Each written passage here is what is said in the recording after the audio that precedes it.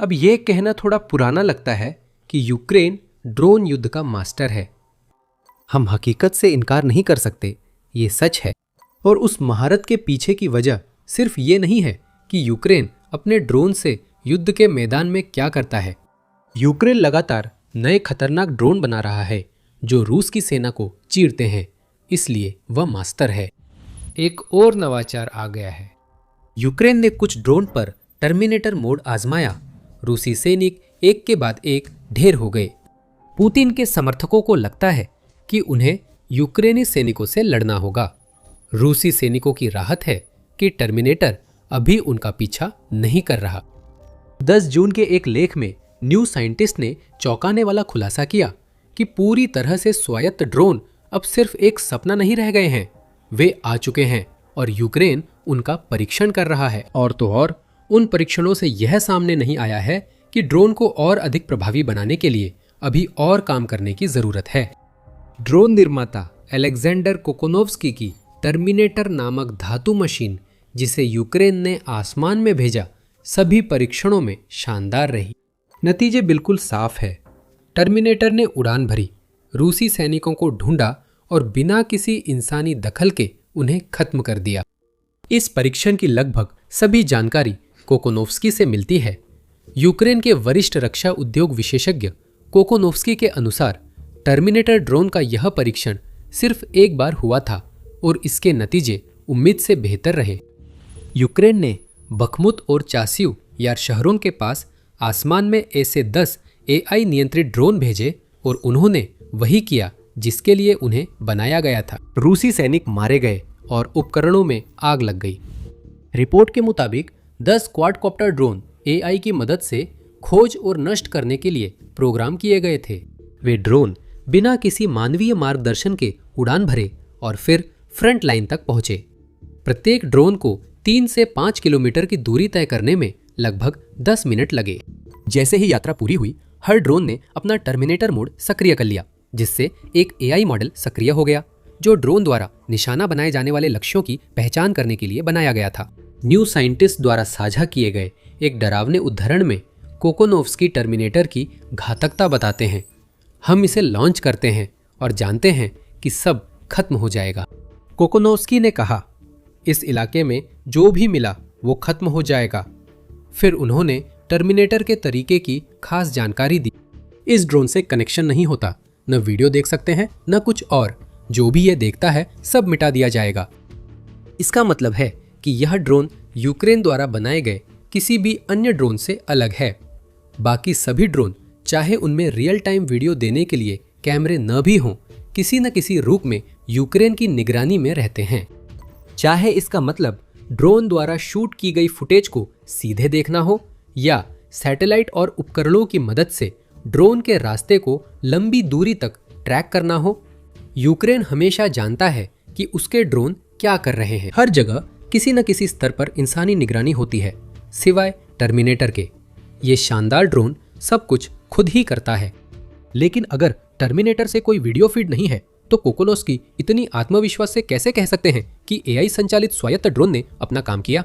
Ukraine ने तैनाती के बाद हालात देखने को तो ही ड्रोन भेजे। ड्रोन ने जगह का सर्वे कर बताया कि वहां 2 सैनिक और एक ट्रक था। इन शवों और धातु के मलबे को यूक्रेन के ऑपरेटरों द्वारा सीधे नियंत्रित किए जा रहे किसी भी ड्रोन ने नहीं मारा था। तो सिर्फ एक ही निष्कर्ष निकाला जा सकता था, टर्मिनेटर ने वही किया जो फिल्मों वाला टर्मिनेटर करता है। इससे न सौदा किया जा सकता था, न समझाया जा सकता था। इसमें न दया थी न पछतावा। रूस के सैनिक कुछ भी करते, लेकिन टर्मिनेटर आया और उन्हें नष्ट कर दिया।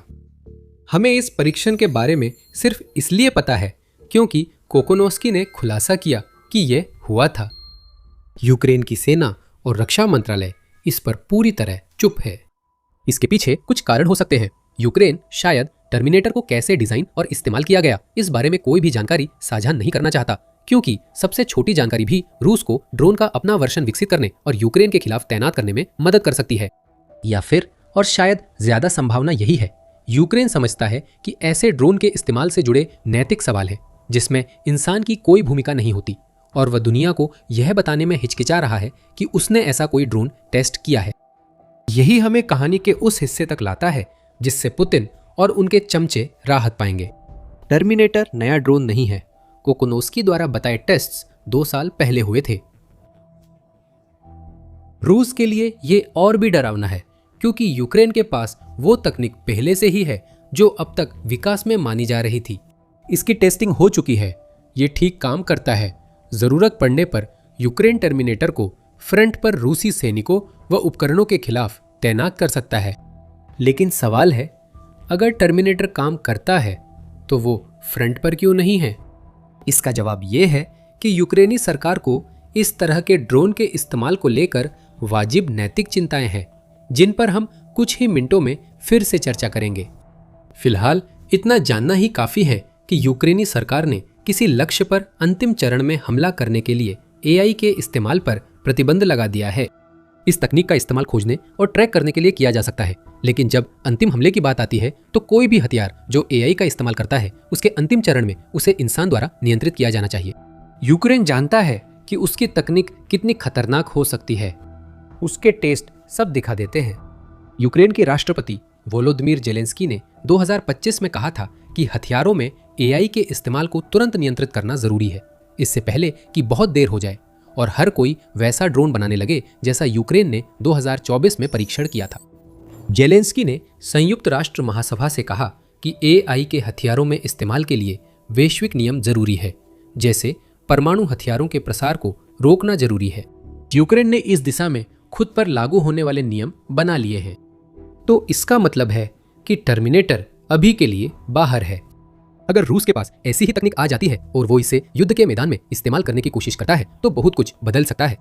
इस ड्रोन की बड़ी कहानी यह है कि इसकी वजह से यूक्रेन रोबोट और ड्रोन से भरी सेना की ओर बढ़ रहा है, जिसकी शुरुआत परीक्षणों से हुई थी और उस पर लगातार काम हो रहा है। 100% स्वायत्तता संभव होते हुए भी शायद अनुमति नहीं मिलेगी, लेकिन इस ड्रोन के पीछे जो विचार है, यानी इंसानों को जितना हो सके इस प्रक्रिया से बाहर रखना ताकि उन्हें रूस की सेना से बचाया जा सके, वो आज भी पूरी तरह जीवित और मजबूत है। इन परीक्षणों में हम रोबोट्स के शुरुआती रूप देख रहे हैं जिन्हें यूक्रेन सेना में लागू करना चाहता है। टर्मिनेटर के उड़ने के 2 साल बाद यूक्रेन अब आत्मविश्वास से रोबोट्स, ड्रोन, स्वायत्तता और एआई का ऐसा इस्तेमाल कर रहा है जिससे नैतिक दुविधा नहीं होती। मार्च 2025 की एक विश्लेषण में centre for strategic and international studies CSIS ने यह बताया कि टर्मिनेटर जैसी तकनीक को विकसित करते समय यूक्रेन के मुख्य लक्ष्य क्या है। CSIS के अनुसार यूक्रेन की सबसे बड़ी प्राथमिकता यह है कि जितना संभव हो सके ज्यादा से ज्यादा सैनिकों को सक्रिय युद्ध ड्यूटी से हटाया जाए और उनकी जगह स्वायत्त रूप से काम करने वाले बिना चालक वाले सिस्टम लगाए जाएं। ये सिर्फ यूक्रेन के सैनिकों को थकान और जोखिम से राहत नहीं देगा, बल्कि मानव संसाधन की समस्या का समाधान भी करेगा, जो रूस के खिलाफ रक्षा क्षमता को प्रभावित कर सकती है। CNN की रिपोर्ट के मुताबिक यूक्रेन में करीब 20 लाख लोग सैन्य सेवा से बचने की कोशिश कर रहे हैं। कीव इंडिपेंडेंट के अनुसार जनवरी 2026 तक 2 लाख सैनिक बिना अनुमति के अनुपस्थित हैं। ये एक ऐसी समस्या है जिसके बारे में बहुत कम लोग बात करते हैं, लेकिन ये यूक्रेनी रक्षा बल के लिए एक बहुत ही वास्तविक बोझ बन जाती है, जो रूसी रणनीति का सामना करने की कोशिश कर रही है, जिसमें उनके पास हर चीज की अधिकता है। स्वायत्त रोबोटिक सिस्टम, या कम से कम ऐसे रोबोटिक सिस्टम जो फ्रंट लाइन पर काम कर सके, जबकि उन्हें कई किलोमीटर दूर तैनात लोग नियंत्रित कर रहे हों, इस जनशक्ति की चुनौती के लिए एक आदर्श समाधान होंगे। और कम जोखिम के साथ अपने देश की रक्षा में रूस के खिलाफ सेवा करने का विचार उन सैनिकों के लिए भी कहीं अधिक आकर्षक होगा जो लड़ने के बजाय भागने की ओर झुक रहे हैं। अगर उन्हें फ्रंट पर सैनिकों का सामना नहीं करना पड़े तो और भी लोग भागने के बजाय रुककर लड़ने का विकल्प चुन सकते हैं। लेकिन जब हम यूक्रेन के वर्तमान और भविष्य को देखते हैं तो इसका वास्तव में क्या मतलब है? टर्मिनेटर और उससे प्रेरित सभी मशीनों का उभार 2 दिशाओं में जा सकता है। जेलेंस्की और यूक्रेन उस नरक जैसे दृश्य को टालने के लिए दृढ़ है जहां बिना मानवीय हस्तक्षेप के स्वायत्त मशीनें मार रही हों। दूसरा रास्ता यूक्रेन का है, जिसमें इंसान और मशीन मिलकर अर्ध स्वायत्त समाधान बना रहे हैं जो टर्मिनेटर ड्रोन से प्रेरित हैं, पर उनमें नैतिकता की उतनी कमी नहीं है। इन दोनों में गहराई से जाने से पहले हम आपको याद दिलाना चाहते हैं कि आप द मिलिट्री शो देख रहे हैं।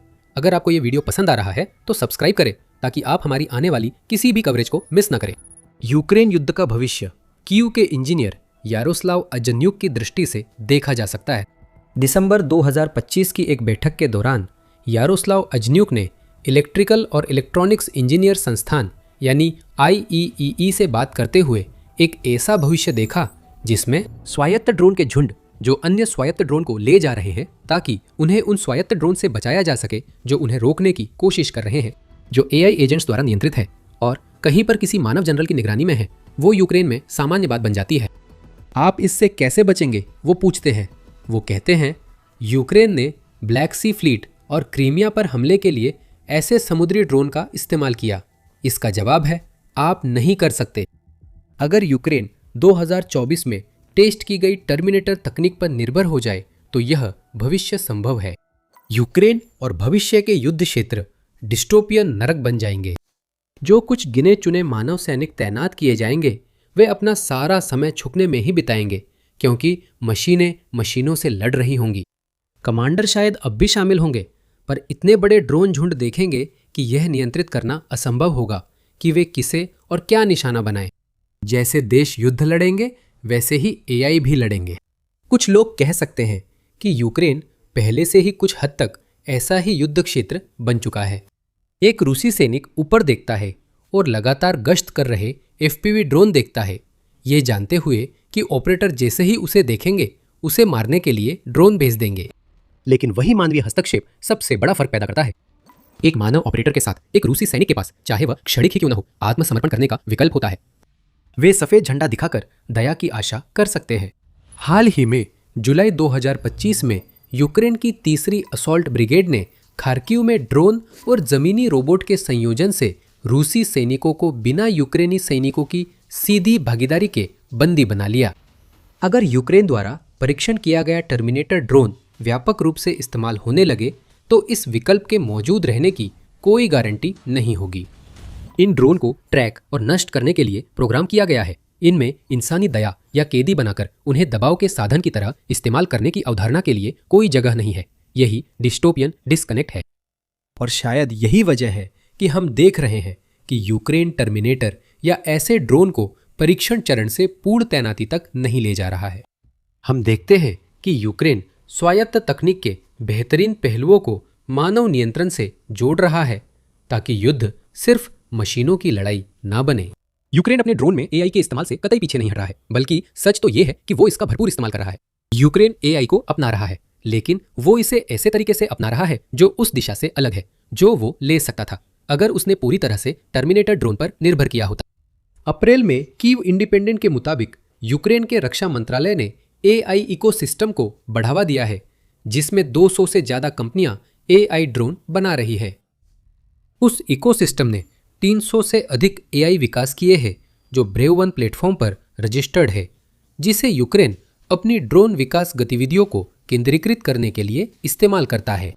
यूक्रेन ने एक डिफेंस सेंटर नामक AI हब स्थापित किया है जिससे भविष्य में AI तकनीक मिलने की उम्मीद है। तो यूक्रेन स्पष्ट रूप से AI का इस्तेमाल कर रहा है, लेकिन इसका तरीका उस टर्मिनेटर टेस्ट में देखे गए तरीके से अलग है। पिछले महीनों में यूक्रेन ने रूस की लॉजिस्टिक्स पर नज़दीकी हमले किए हैं। ये हमले रूसी सप्लाई लाइनों को काटने और सैनिकों को अलग थलग करने में अहम हैं, खासकर क्रीमिया में। फोर्ब्स के अनुसार यूक्रेन 2025 की गर्मियों से सप्लाई लाइन खोजने के लिए AI ड्रोन इस्तेमाल कर रहा है। ये AI ड्रोन वही करते हैं जो टर्मिनेटर ने ट्रायल रन में किया था। AI का इस्तेमाल करके वे लक्ष्य को ढूंढते हैं, ट्रैक करते हैं और यहाँ तक कि उनका पीछा भी करते हैं। लेकिन मुख्य फर्क यह है कि ड्रोन ऑपरेटर सब कुछ देख सकते हैं और वे मिशन की योजना बनाने से लेकर असाइनमेंट के आखिरी चरण यानी स्ट्राइक को अंजाम देने तक हर चीज में शामिल रहते हैं। यूक्रेन के AI ड्रोन सिर्फ मारने के लिए नहीं भेजे जा रहे, उन्हें उन्हीं जगहों पर भेजा जा रहा है जहां यूक्रेन हमला करना चाहता है। और भले ही वे अपने आप टारगेट ढूंढ लेते हैं, लेकिन आखिरी फैसला या उस टारगेट पर हमला करने के लिए AI के फैसले को मंजूरी हमेशा एक ऑपरेटर ही देता है। कुछ जगहों पर AI टारगेट्स को खुद खत्म करने में इस्तेमाल हो रहा है, लेकिन वे इंसान नहीं हैं। 8 जून की रिपोर्ट में यूनाइटेड 24 मीडिया ने बताया कि यूक्रेनी कंपनी मैक्सन सिस्टम्स ने AI आधारित सिस्टम बनाया है जो एयर डिफेंस रडार से जुड़कर इंटरसेप्टर ड्रोन को शाहिद टाइप ड्रोन्स ट्रैक और अटैक करने में मदद करता है। इस तकनीक को युद्ध में आजमाया जा चुका है और इसका इंटरसेप्शन सफलता दर 95% है और ये टर्मिनेटर की तरह ही काम करती है। टर्मिनेटर की तरह ऑपरेटर स्ट्राइक जोन या टारगेट चुनता है। आदेश जारी होते ही इंटरसेप्टर उड़ान भरता है। अब और किसी हस्तक्षेप की जरूरत नहीं होती। एक बार हवा में जाने के बाद ड्रोन इंटरसेप्टर खुद ही ट्रैक करता है और हमला करता है। इसमें कोई मैनुअल पायलटिंग नहीं होती। ऑन बोर्ड AI को शाहिद और इसी तरह के स्ट्राइक ड्रोन पहचानने के लिए प्रशिक्षित किया गया है, जिससे इसके गलत दिशा में जाने की संभावना कम है। यूक्रेन के पास ह्यूमन इन द लूप सुरक्षा है, जिससे ऑपरेटर अंतिम क्षणों में हमला रोक सकता है। शायद जो हम यहाँ देख रहे हैं वह टर्मिनेटर ड्रोन तकनीक का स्वाभाविक विकास है। टर्मिनेटर के सभी को मार डालो वाले तरीके को अपनाने के बजाय यूक्रेन के ड्रोन डेवलपर्स ने टर्मिनेटर की क्षमताओं को आगे बढ़ाया है।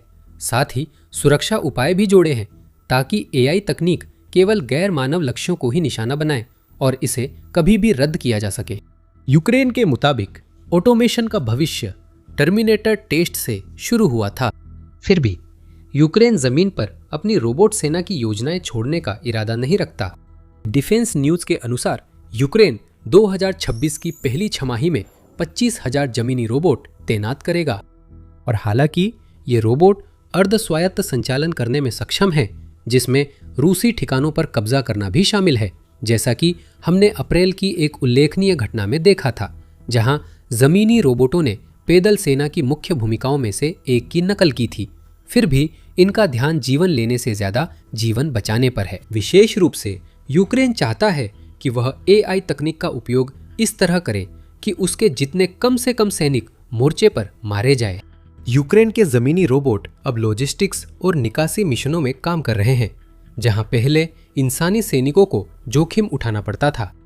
डिफेंस न्यूज के अनुसार यूक्रेन की सशस्त्र सेनाओं के जनरल स्टाफ ने जमीनी रोबोटों की तैनाती, जिनमें कुछ पूरी तरह नियंत्रित है और कुछ अर्ध स्वायत्त, को सैनिकों की हताहत संख्या में उल्लेखनीय रूप से 30% तक की कमी का श्रेय दिया है। इन उदाहरणों में हम 2024 के टर्मिनेटर ड्रोन परीक्षणों का प्रभाव देख रहे हैं। टर्मिनेटर के युद्ध में जल्द दिखने की संभावना कम है।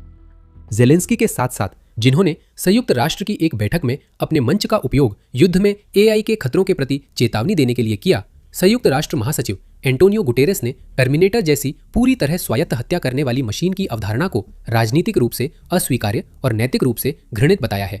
यूक्रेन भी इससे सहमत नजर आता है। यही वजह है कि हमने टर्मिनेटर को उसके मूल रूप में उसके शुरुआती परीक्षणों के बाद से आसमान में नहीं देखा है। अगर हम नैतिक विचारों को भी हटा दें तो भी इन प्रकार के ड्रोन को संचालित करने वाली AI के नियंत्रण से बाहर हो जाने को लेकर भी कुछ चिंताएं हैं। अगर AI यूक्रेनी सैनिकों को रूसी समझ ले तो क्या होगा?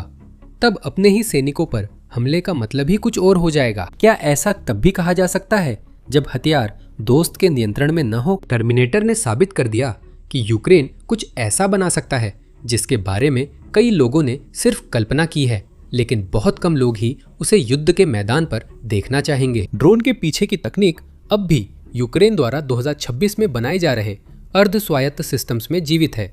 जहां तक रूस की बात है, जो बड़ी राहत की सांस हमने बताई थी, उसमें एक शर्त जुड़ी हुई है। अगर रूस ऐसी तकनीक यूक्रेन लाता है तो सारी सीमाएं टूट जाएंगी। टर्मिनेटर ड्रोन तैयार है। यूक्रेन जानता है कि इसे बनाना है। ड्रोन युद्ध में परखा गया है।